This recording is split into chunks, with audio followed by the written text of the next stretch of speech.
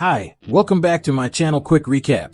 Today, I am going to explain Blade Runner 2049 movie. That is an American science fiction film. Watch out and take care. In the near future, a company called Tyrell Corporation produces artificially engineered human beings designed to be used as slave labor. They will be called as Replicants. Unfortunately, the Tyrell Corporation meets its downfall when the Nexus 6 to 8 models rise up in rebellion, demanding equal rights to that of humans. As a result of the decline in ecosystems and the spread of food shortage throughout the world, an industrial king named Wallace pioneers the development of synthetic farming, a revolutionary solution that rescues humanity. After that, he acquires the remaining assets of Tyrell Corporation and forms his own company that introduces the Nexus 9 model of Replicants, which is more managed and well-disciplined as compared before. The year fast-forwarded to 2049, and Agent K, who is a Nexus 9 replicant, embarks on a journey outside of Los Angeles with the aim of capturing an evil replicant sapper. Agent K manages to locate the rogue replicant, Sapper, at a farm and a fight erupts between both. During the fight, Sapper directs comments toward the Nexus 9 models and says that as a replicant himself, he can't killing his own kind if he experienced the same miraculous occurrence that he had. Despite this, Agent K remains focused on his mission and ends up killing Sapper. As Agent K prepares to depart from the scene, he notices a peculiar arrangement of flowers near a tree. He decides to use a drone to scan the surrounding area and uncovers a chest buried underground. K then proceeds to contact a forensic team to excavate the chest.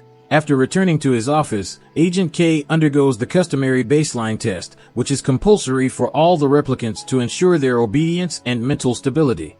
After this test, K heads back to his home. Agent K shares his living with Joy, a holographic companion he has purchased to relieve his loneliness. Despite being a holographic projection, K has completely attached to Joy and has decided to purchase an emanator device that will enable her to move around freely outside of their apartment. K and Joy head to the rooftop to embrace each other in the rain. However, their romantic moment is abruptly interrupted when K receives a message informing him that the chest from the farm has been acquired. K hurries back to the station and discovers that the chest contains a skeleton and threads of hair, probably belonging to a woman who died during an emergency cesarean section approximately 3 decades ago.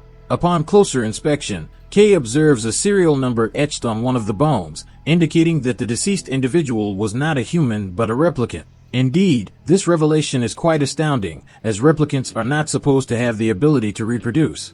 Lieutenant Joshi believes that if the general public were to discover that replicants have become so human-like as to be able to reproduce, it would lead to widespread chaos and upheaval in society. As a result, she instructs K to destroy the farm and eliminate the replicant child. K is apprehensive about carrying out Joshi's orders because if the child was indeed born, then it would be considered human, not a replicant. However, Joshi disregards K's concern and insists that the child must be eliminated anyway. As K prepares to leave, he suddenly realizes that the replicant child is the same miracle that Sapper had spoken about before his death. Shortly thereafter, K makes his way to the Wallace company to inquire about the replicant child, armed with the serial number and a sample of her hair to aid in her identification. The employee at the Wallace company informs K that this particular replicant model was created prior to 2022 when a catastrophic event known as the Blackout occurred, wiping out nearly all of the company's digital records. As a result, they will need to investigate whether any hard copy data on the replicant child exists. After a thorough search, the Wallace company discovers a file on the replicant child which describes her as standard issue and unremarkable.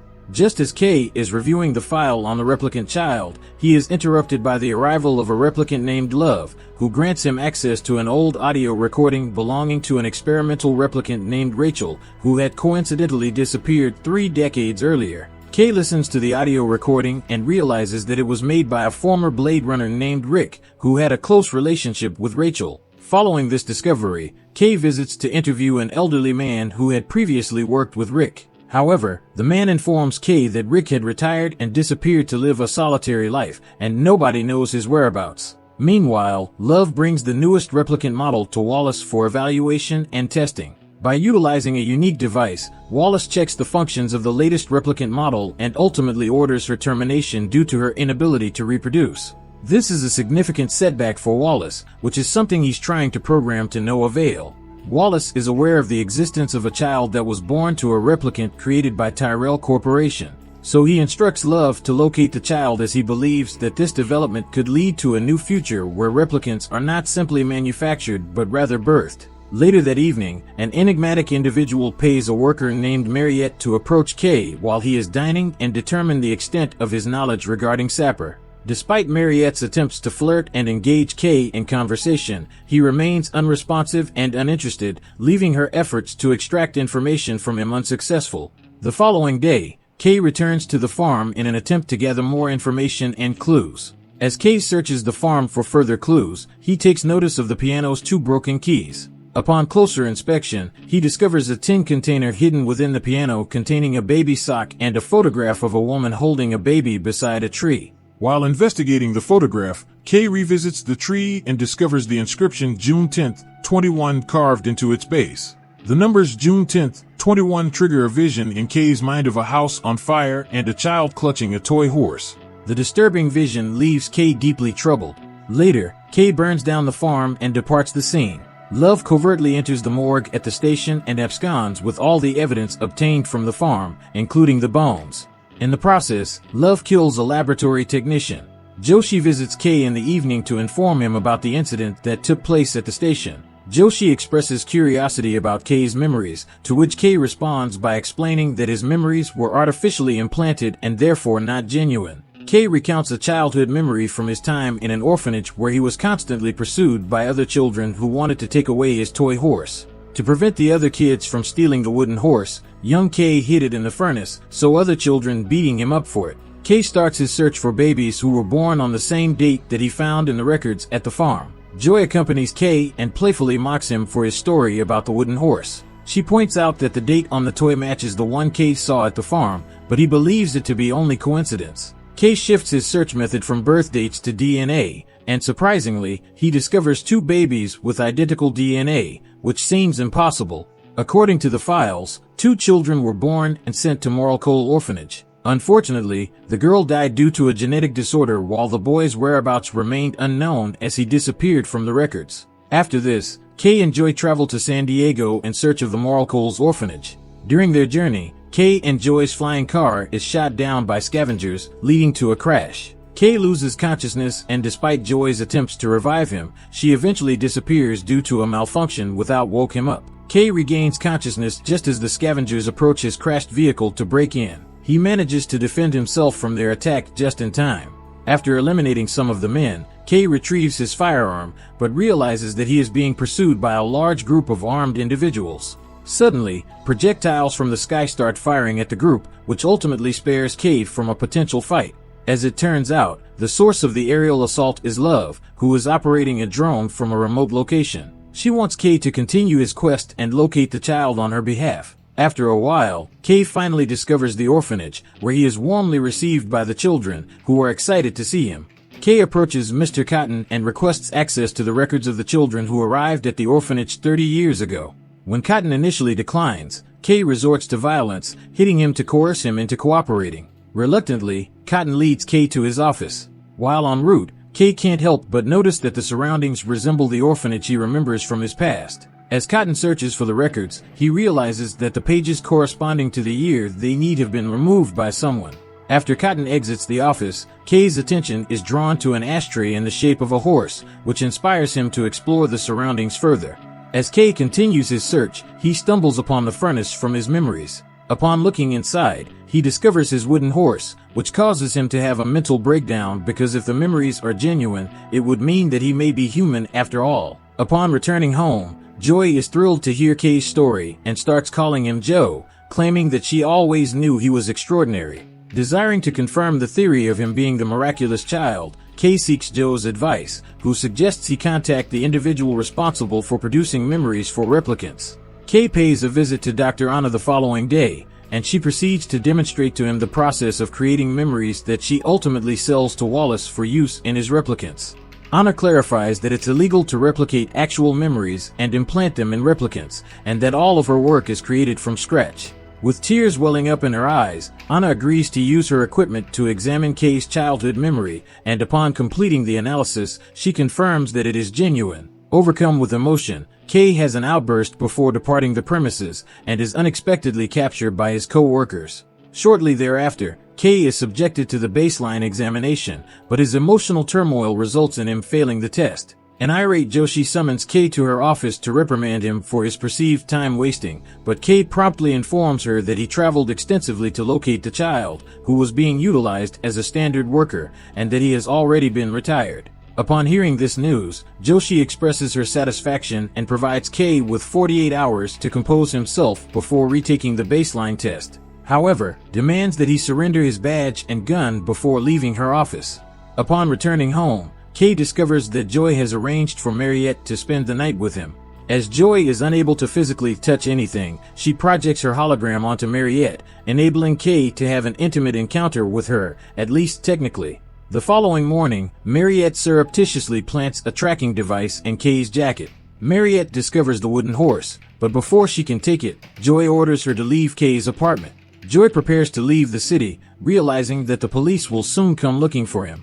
Joy expresses her desire to accompany Kay and requests that he take her with him in the Emanator. She advises him to erase the copy of her that exists on his computer to prevent the police from using it against him. Kay expresses concern about the risk of losing Joy forever if something happens to the Emanator, but she convinces him that he needs her by his side. Kay reluctantly agrees, and he erases the copy of Joy on his home system and disables the Emanator's antenna. Love becomes aware of the situation at Kay's apartment when she notices the broken antenna and promptly leaves the Wallace Corporation to investigate. Love goes to Joshi's office to ask about Kay's whereabouts, but Joshi informs her that the case is closed, and she has no idea where Kay is. Love reveals to Joshi that Kay did not actually kill the replicant child, but Joshi remains tight-lipped and refuses to disclose any further information. In response, Love kills Joshi. Love accesses the police database to track down Kay's location. Kay encounters a man in a pawn shop who has the expertise to trace the source of the wooden horse. The device used by the man at the pawn shop detects significant levels of radiation, similar to those that was in Las Vegas. After arriving at the remains of the ruined city, Kay utilizes his drone to survey the vicinity, and the drone detects a warm spot located at a distance. Upon reaching the source of the heat, Kay discovers a beehive situated near a group of soiled statues. This prompts him to explore further, and he enters the closest deserted structure, which happens to be a casino. After looking a brief exploration of the casino, Kay ascends to the upper floor and is shocked to discover the presence of a dog. While Kay is distracted by the unexpected sight of the dog, Rick takes advantage of the situation and sneaks up on him from behind with his gun.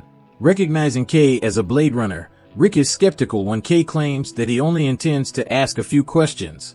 As a result, Kay jumps down to the ground floor just in time to evade Rick's gunshot. Determined to locate Kay, Rick begins to search the casino and decides to activate the hologram display as a diversionary tactic. After Kay locates Rick, he confronts him and requests a conversation. In an effort to demonstrate that he poses no threat, Kay allows Rick to repeatedly harm him.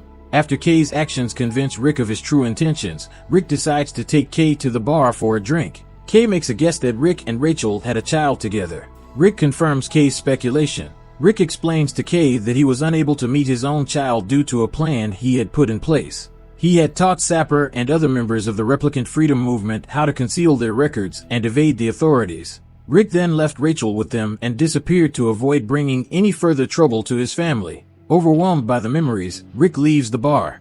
Meanwhile, Kay continues to explore the area and comes across a collection of wooden animals. After taking a moment to rest, Kay permits Joy to manifest and spend some time with him. Kay inadvertently triggers a reaction in a nearby machine, causing him to quickly power her down before Rick can investigate the commotion. Using their binoculars, they observe a convoy of vehicles heading towards the building. As they rush to fetch Rick's vehicle for a getaway, the chamber suddenly erupts in an explosion. Soon after the blast, Love and her accomplices arrive to capture Rick, despite his unsuccessful efforts to resist them. Kay also tries to engage in the fight, but Love knocks him down, unintentionally triggering Joy's activation. Despite Joy's pleas for mercy, Love demolishes the Emanator and departs with her henchmen, leaving Kay for dead.